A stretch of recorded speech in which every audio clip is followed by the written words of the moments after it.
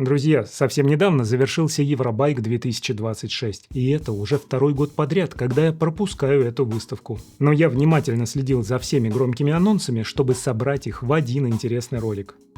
Евробайк стремительно теряет свои прежние позиции. Павильонов становится все меньше, а такие гиганты, как Giant, Scott, Trek и Specialized вообще игнорируют это шоу. Но прямо сейчас этот вакуум агрессивно заполняет новый Китай, который буквально захватывает лидирующие позиции в технологиях. Поэтому Евробайк до сих пор остается мощным индикатором для всей индустрии велосипедов. И в этом ролике мы подробно разберем 10 самых громких трендов с прошедшей выставки, которые лично я считаю самыми интересными и важными для велоиндустрии.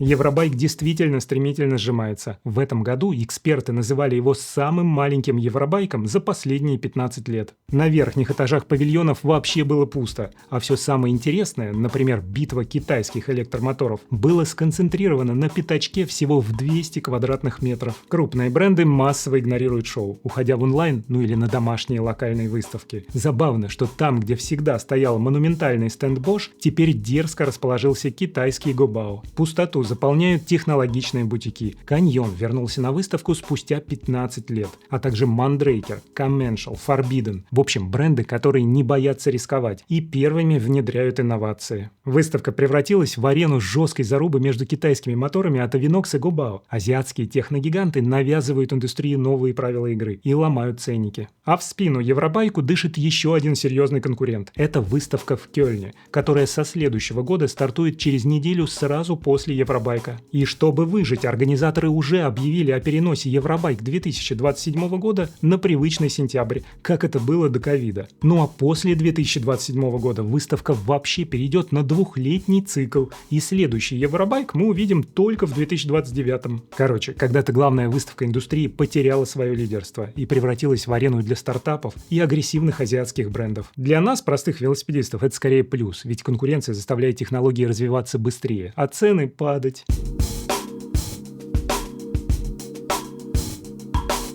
Компания Hope привезла на выставку свои ультимативные шестипоршневые тормоза EVO V6T. Лимитированная серия, всего 1000 штук на весь мир. Лазерная гравировка, пафос, золото и титан. И посетители настолько оценили новинку, что в финальный день выставки один из калиперов просто испарился со стенда. Официальное объявление от Hope теперь звучит как мем. Если вам предложат эксклюзивный шестипоршневой калипер с номером 0001, пожалуйста, сообщите нам. Зато теперь никто не сможет сказать, что у бренда нет спроса на новые технологии.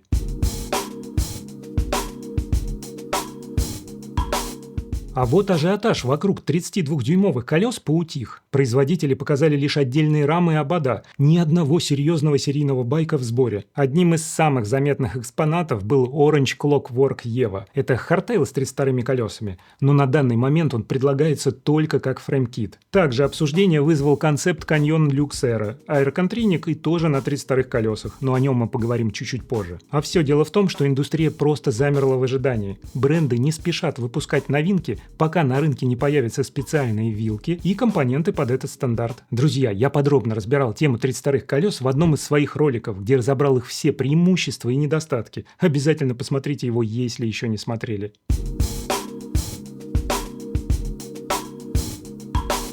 А вот китайская трансмиссия Wheeltop EDS собирается потеснить признанных лидеров рынка, то есть Shimano и SRAM. Группа Wheeltop EDS TX предлагается по очень конкурентной цене, всего 659 евро, а настроить ее можно через приложение для любого байка с кассетами от 3 до 14 скоростей. За такую цену покупатель получает полный набор: передние и задние беспроводные переключатели, беспроводные шифтеры и комплект тормозов. Интересным фактом является то, что компания Wheeltop некоторое время назад выкупила известный бренд Rotor, что значительно усилило их позиции в разработке компонентов. И эксперты оценивают эту группу как серьезный вызов текущим игрокам, так как предлагаются современные беспроводные технологии в гораздо более доступном ценовом сегменте.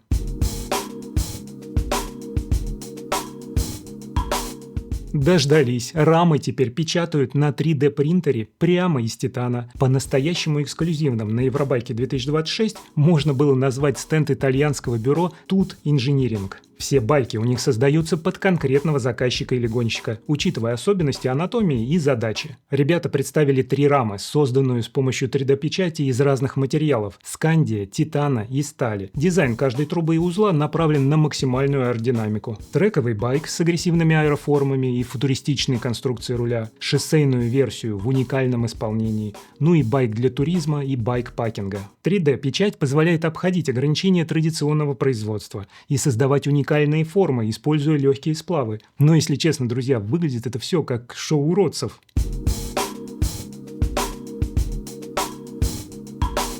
Одной из самых обсуждаемых технологий стала система от стартапа Scarper. Довольно изящное решение для тех, кто не хочет покупать отдельный электробайк, но мечтает о помощи мотора на сложных участках. Это полностью автономный блок, мотор плюс аккумулятор в одном корпусе, который весит всего 4,5 килограмма. Система спроектирована так, чтобы ее можно было мгновенно прищелкнуть к велосипеду, а также потом легко снять. Вместо обычного заднего диска устанавливается фирменный ротор Scarper со встроенным микроредуктором. Моторный блок стыкуется напрямую с этим диском и передает крутящий момент на заднее колесо. Система оснащена датчиками каденса и наклона, то есть градиента, которые автоматически определяют, когда вам нужна помощь и какой мощности.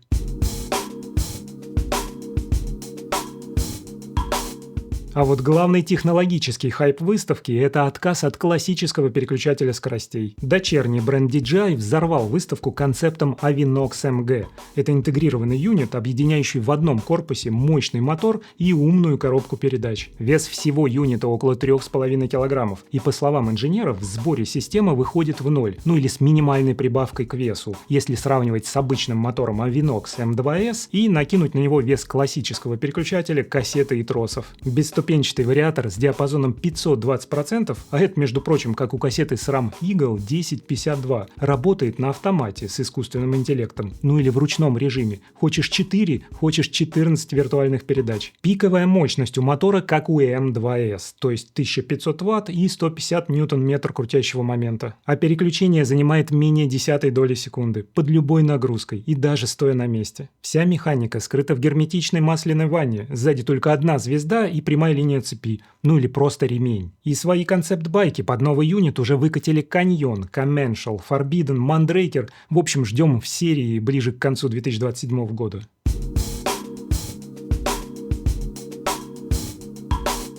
И если Avinox MG – это только концепт, то китайский бренд Gobao выкатил своего готового монстра, который тоже хочет похоронить классические переключатели. Они представили линейку интегрированных моторов Gobao X1 и X1P со встроенным вариатором. Флагманский X1P выдает пиковые 1500 Вт и 150 Ньютон-на-метр крутящего момента с диапазоном трансмиссии 520%, а версия попроще X1 предлагает 1200 Вт и 120 Ньютон-на-метр крутящего момента, а диапазон 400%. Сам узел, мотор с коробкой, весит всего 3,85 килограмма. Учитывая, что сзади больше нет кассеты и переключателя, развесовка байка получается идеальной, а прибавка в весе минимальной. Но самое интересное, что батарея Gobao на 750 Вт-часов заряжается от 30-амперной мощной суперзарядки с 0 до 80% всего за 20 минут. И это почти в 4 раза быстрее любого конкурента на рынке. И, кстати, об этом мы сейчас поговорим подробнее.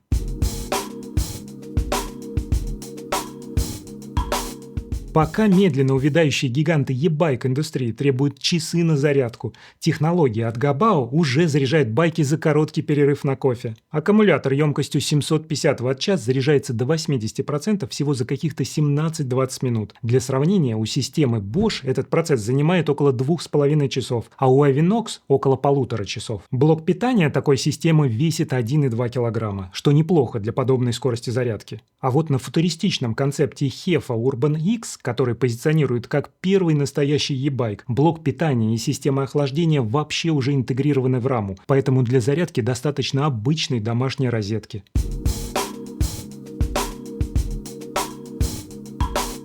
И если битва между Avinox и Gobao – это война гигантских корпораций, то испанский стартап Niche Mobility предлагает совсем другой, радикальный путь развития электробайков. Niche представили цифровой бесступенчатый вариатор, в котором полностью отсутствует механическая связь между педалями и задним колесом. В одном корпусе спрятано два мотора. Один работает как генератор, вы крутите педали и вырабатываете энергию, а второй как тяговый электромотор, который и вращает колесо. Система сама решает, какое передаточное число нужно в данный момент, обеспечивая бесконечно плавное изменение нагрузки. Вы просто крутите педали, а электроника берет на себя все управление трансмиссией. Пока систему тестируют на городских байках, но серийное производство моторов для сторонних производителей начнется уже в следующем году.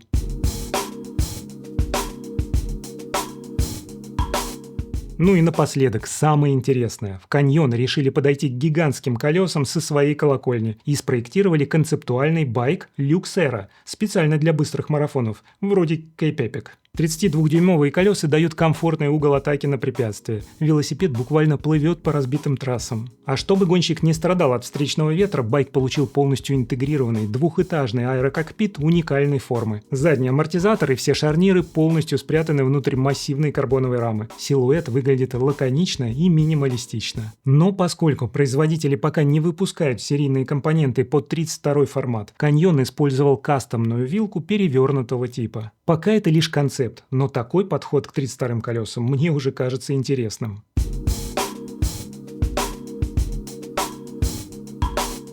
Друзья, велоиндустрия переживает тектонический сдвиг. Да, классический формат выставки Евробайк постепенно умирает, но технологии развиваются с бешеной скоростью. На наших глазах у электробайков традиционный задний переключатель уходит в прошлое. Велосипеды будущего превращаются в умные гаджеты на колесах, которые сами управляют трансмиссией и следят за безопасностью. Конечно, такая скорость инноваций порождает у покупателей путаницу и страх. Что их новый байк устареет уже через год. Но для нас, энтузиастов, это невероятно интересное время. Друзья, пишите в комментариях, что из этих новинок удивило вас больше всего. Ну и, конечно же, не забывайте про лайки и подписочки, а мы с вами увидимся в следующем ролике.